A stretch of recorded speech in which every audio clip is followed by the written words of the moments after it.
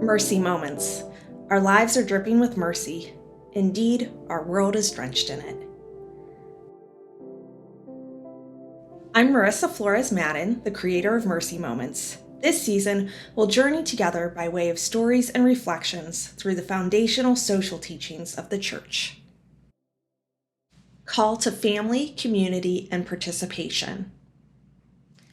Family may be sacred, but community has a holy dimension of its own. Blood is never the only thing that binds us. It is often the ties we choose that have most power. Love connects us all like the weave of thread in a fine white cloth. And so we entwine, becoming indivisible. This is the pattern that was meant, and stitch by stitch, we tell our story under the gaze of the angels and the stars. From Call the Midwife, Christmas Special 2021. Just a few months before I was set to move to Missouri in the summer of 2021, I binge-watched Modern Family. One of the main characters in the series was born and raised in Missouri, and upon visiting his hometown, his spouse commented that Missouri is actually pronounced misery. As I watched what was clearly meant to be a comical play on words, I failed to see the humor, as I took it more as a foreshadowing of what my life was about to become. I planned to move because I was getting married, and my fiancé Tony already lived in Missouri. At the time, it made the most sense for me to make the move. But that was it. I was moving for him. Not because I had a promising job offer, not because I had lots of connections and knew anyone other than Tony and a few of his family members, not because I had visited and fallen in love with the landscape or the fast pace of life in Jefferson City. No, I was moving for Tony. And yes, this reason may have come up in a few arguments following the move. Shortly after I arrived, I discovered that it's not pronounced misery. It's actually Missouri. But that didn't help my transition. The hygienist at my dentist's office, while making small talk in between scraping my teeth, asked where I had lived previously.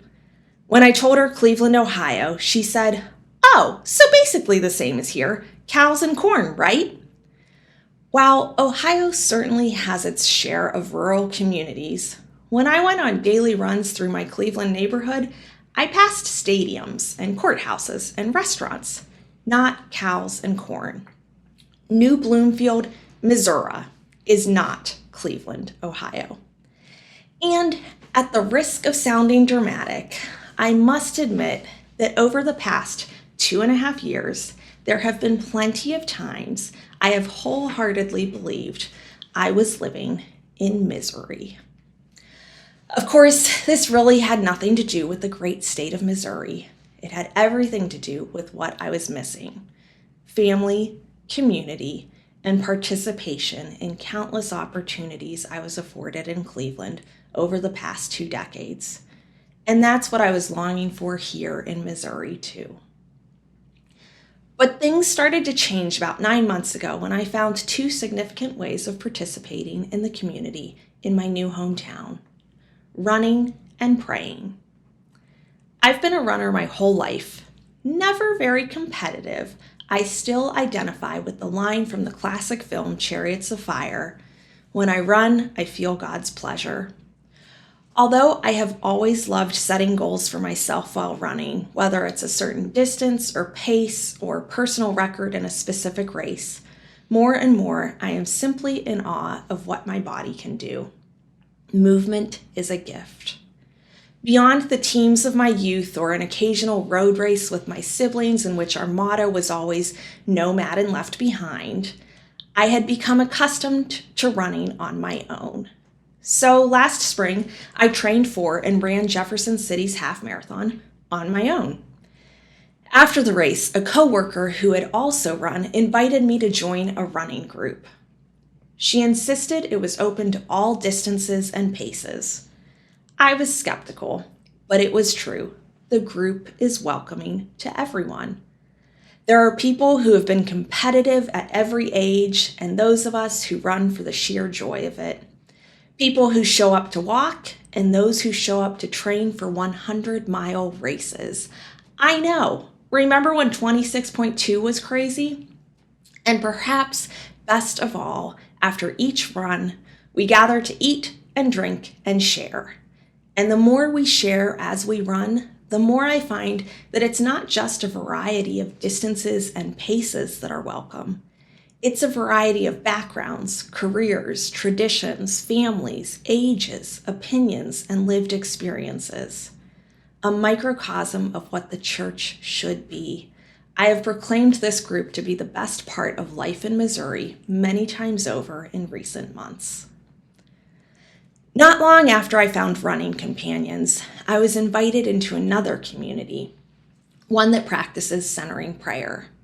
Here, our focus is far from movement. When this group meets, we are still. We meet God in the silence and discover God's presence within us. Similar to silent retreats in which I participated years ago, there's a closeness that is strengthened in this awareness, not in spite of the silence, but because of it.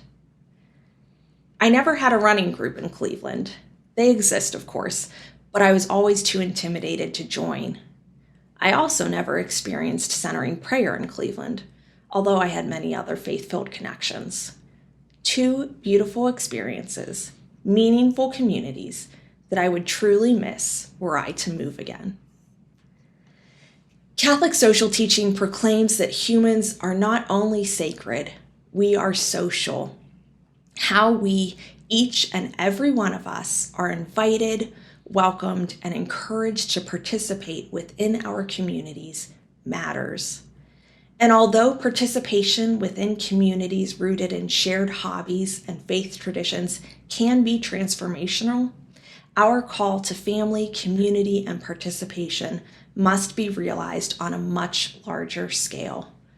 Both local and global economics, politics, laws, and policies determine if and how individuals and families can grow in community and realize their God-given potential. How we organize in society must prioritize human dignity, the common good, and as always, give special attention to those who are poor and vulnerable. Having such recent memories of feeling alone and still struggling being far from family and dear friends, I reflect on those without any family, those who have never been included, those who have never felt welcomed. And I especially remember those who are alone, excluded, and unwelcomed as a direct result of political and economic decisions. Ever mindful of our personal and collective responsibility for others, as Tony and I grow our family in Missouri, I'm grateful for the ways in which we continue to be invited into a deeper sense of family, community, and participation. And I pray we can offer this same peace, compassion, and hospitality to those most in need.